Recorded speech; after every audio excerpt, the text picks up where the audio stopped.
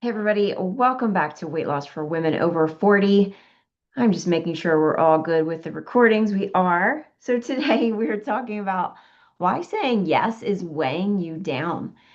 And this doesn't get enough attention when it comes to health and weight loss. And it's really about people pleasing. When you have that automatic yes when someone asks you to help, the guilt when you want to say no, and the way you put everyone else's needs before your own. And you're going to hear in this episode my take on people pleasing. And I guarantee you, you have not heard what I'm going to say in this manner anywhere else. So I hope you will stay with me for the whole episode.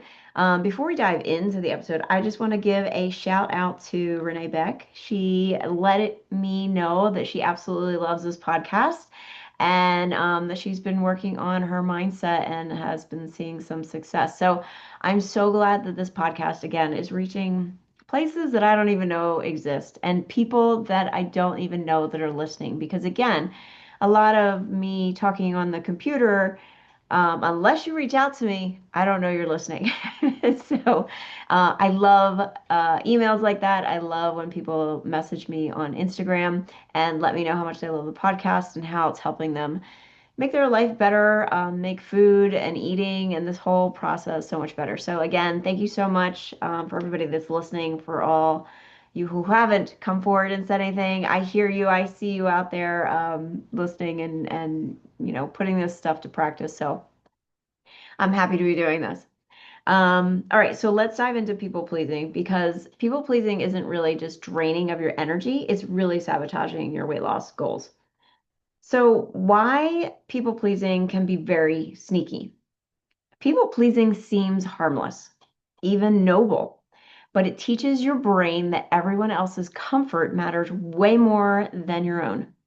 And that same pattern shows up in how you treat your body. So instead of honoring your hunger, your rest, or moving your body, you override your needs to keep someone else happy. So this may show up every day as in saying yes to dinners, to desserts, to drinks that you don't actually want because you don't want to be quote unquote rude. It could be skipping your workout because someone else needed your time, even when you planned this for yourself. I used to do this a lot when the kids were younger.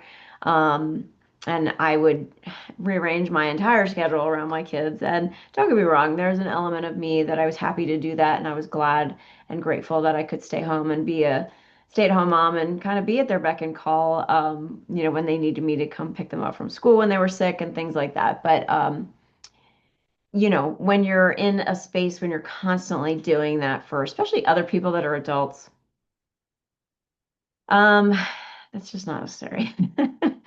Another way it might be showing up is if you're stress eating after a day of giving, overgiving, working a lot because you feel like food is the only time that you have some me time for yourself.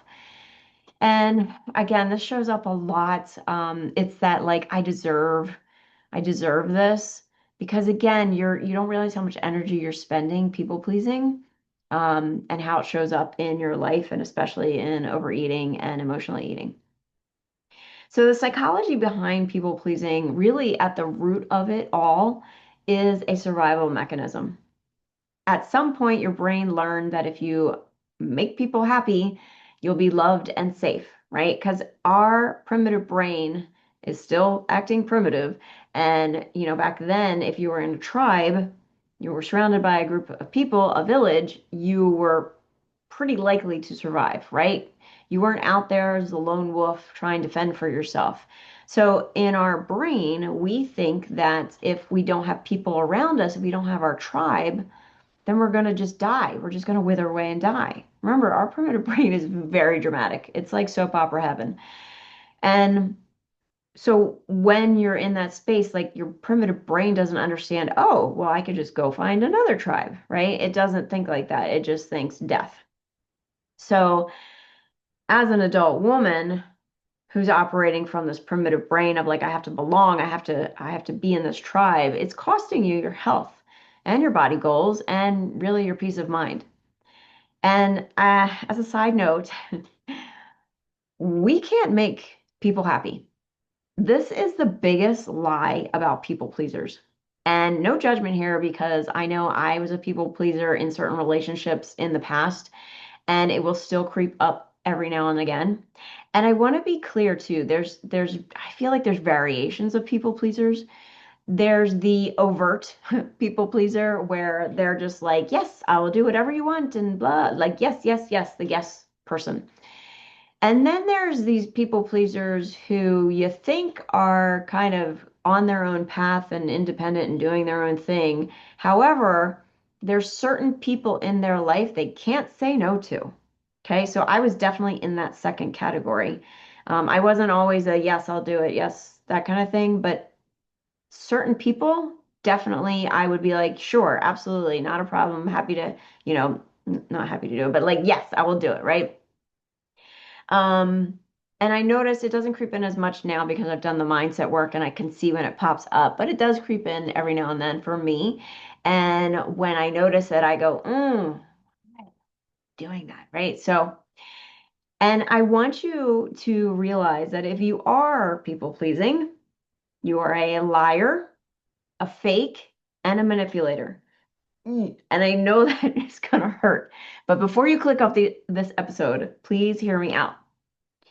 So when you people please, you are lying to those people you're trying to please. You are saying yes when you want to say no. You might be making up reasons, aka lies, of why you can't do it if you're saying no, because you don't want to hurt their feelings. And this drives me nuts because it started when we were little, especially us ladies, us young little girls. Don't say that to Susie, you're going to hurt her feelings. You cannot hurt someone else's feelings. So here's how this goes. And I want you to really hear this, okay? You say words, someone hears those words, then interprets them based on their past conditioning and experiences. Then they make a decision on how they choose to react. Now, I'm not saying go be an asshole about this, but you can come from compassion and love and still be true to yourself and not be a people pleaser. Now, as kids are definitely a lot more vocal. They're a lot more no filters, right? And they can be hurtful. But again, it only hurts if you make it mean something. So I used to tell my kids all the time, if they were getting picked on or something like that, and it was bothering them, it was because they believed what that other person was saying. Now, they may not believe it 100%, but they're taking it in of like, oh my gosh, they see this is this, and I believe this is true. So a perfect example, and I use this in my group a lot, is if I if someone came up to me. Now you can't see me if you're listening to this podcast, but I don't have purple hair, just as a side note. It's like a blonde brown. Okay, there's context to this. So if someone came up to me and said to me, "Oh my gosh, Nikki, I hate your purple hair," I'd be like, "Okay, interesting, because I don't have purple hair, right?" But say I didn't like my nose, and someone came up to me and said, "Oh my gosh, your nose! Look at it. It's so big. It's so this. It's whatever."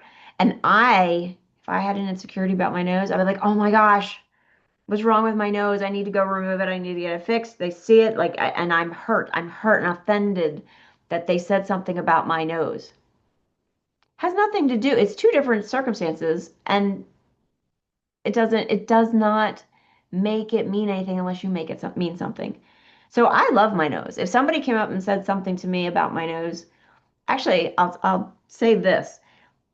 My eyebrows, I don't have your typical eyebrows, okay? They kind of look, I don't know, they're not normal, right? They've kind of got some curves to them. And I never had a problem with my eyebrows. And I remember somebody saying to me when I was doing the pilot for the TV show, they were saying to me that something was wrong with my eyebrows. And I was like, what do you mean? No one has ever said anything about my eyebrows, right? But it made me kind of reflective, like, ooh, is there something wrong with my eyebrows? And So my point is, unless you have an insecurity or you have a thought or belief that supports what they're saying, nobody can make you feel anything. If somebody came up to me and said, "Oh my gosh, I hate your nose," I'd be like, "Cool. I don't care. I like my nose." But again, if I had an insecurity about my nose, I would be quote unquote hurt. Okay. So this is why I say you can't hurt other people's feelings. Now, as kids, yes, we need to learn how to not just say, be nice and say things that aren't hurtful, but we also have to know how to react and take in what other people are saying and know when to dismiss when someone's just being a jerk and, things that bother you and things like that. So I'm getting off on a side tangent here, but again, I'm not saying be an asshole to people because, again, if you're coming from compassion and love, if you're coming from compassion and love, no one's going to be like, "Oh my gosh, your nose is so hideous."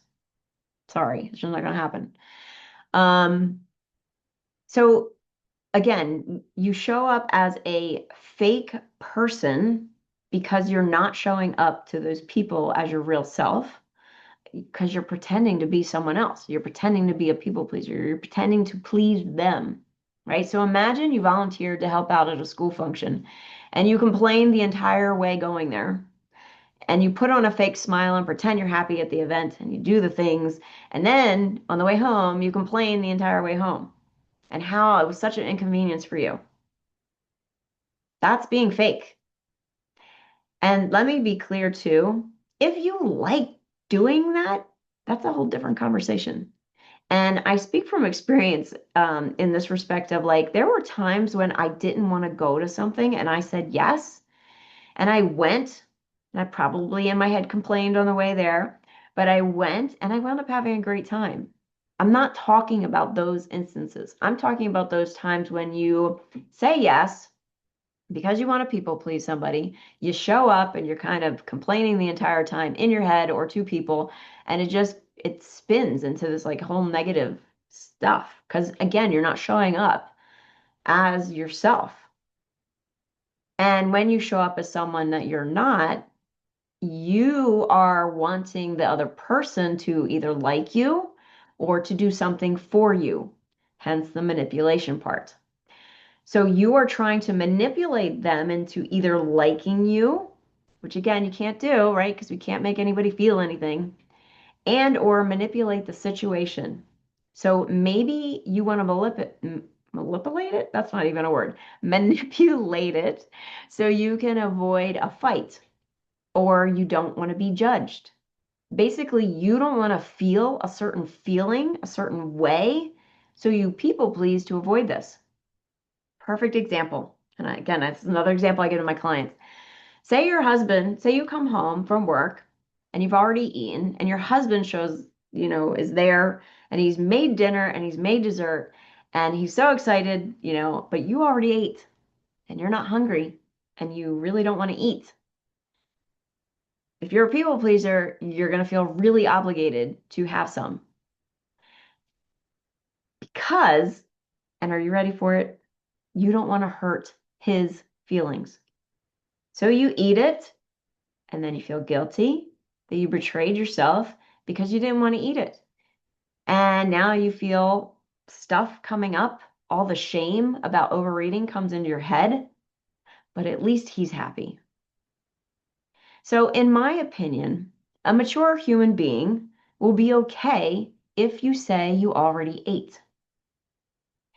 I um I have another scenario for you that I give to clients, and it's imagine you, again, it's a kind of similar scenario of like someone is giving you dessert, wants to give you dessert because they made it, right?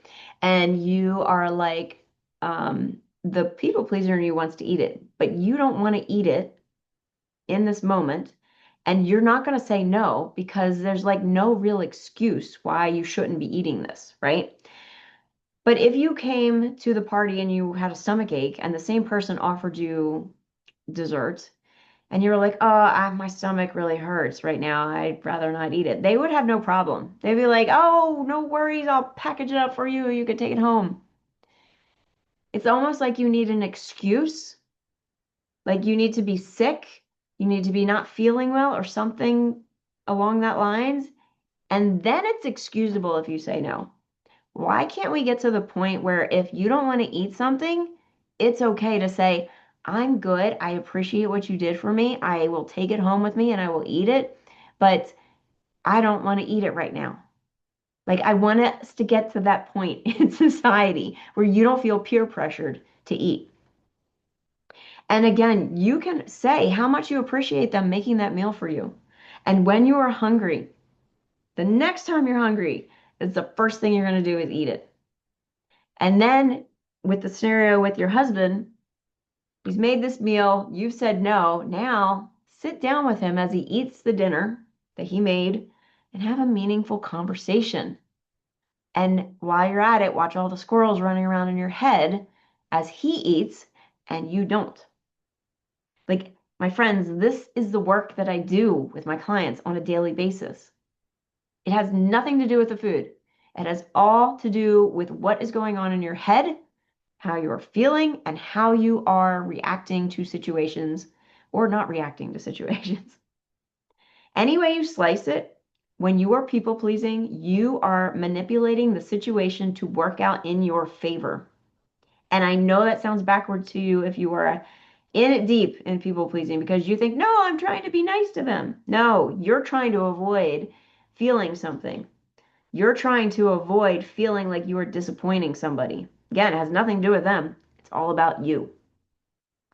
And the more you people please, the more you build up this fake persona, and it takes a lot of energy to put this act on. And when you are out of alignment with who you truly are, guess what starts to come in? Emotionally eating. So people pleasers carry around this invisible weight of shame, resentment, and guilt. And that often shows up as extra pounds, right? The body literally reflects this burden that you are carrying around because you're not being true to yourself. You're not being authentic. So if you have been feeling stuck in your weight loss journey because you are people pleasing, I want you to ask yourself, am I people pleasing? Am I showing up as my true self? And if you want to go deeper into this mindset work, because it is so fascinating, I just find it so fascinating how we operate. But if you want to dive into it personally and get your people pleasing, whatever flavor it is, exposed and coached on, and really understand how you operate so you can lose the weight, go to weightlossforwomenover40.net/group and join the Master Your Mind to Change Your Body group so you can find yourself again. And as an added bonus, you are going to lose weight. And I want to tell you, lifetime access to Master Your Mind to Change Your Body group program is going away in a couple days. So I want to urge you to go to weightlossforwomenover40.net/group today if you want to have lifetime access to all my current programs. So Master Your Mind, Change Your Body has every program that I have created. It is all in there, and you can take your time and go through it. And you have group coaching calls where you can come on and get coached by me. I do not have other coaches in my programs to coach you. It is just me and you and the group. And you'll also get future updates of anything that I add to it, which is invaluable if you ask me. So again, lifetime access. You have access to all the programs. You have access to group coaching. It's an amazing, amazing program. You can take your time going through all the different programs and courses. When you join, though, I do recommend you immediately start the Jumpstart program and then show up for those group coaching calls. So if you want to imagine having me walk you through all the steps to get the body you want and still be your guide while you maintain that new body that you've achieved, and having the mindset skills to know you will never, ever, ever have to look for a diet ever again. If that sounds like what you want, head over to weightlossforwomenover40.net/group. Get in for lifetime access today, and I will see you in the group. I hope you have a beautiful day and take care.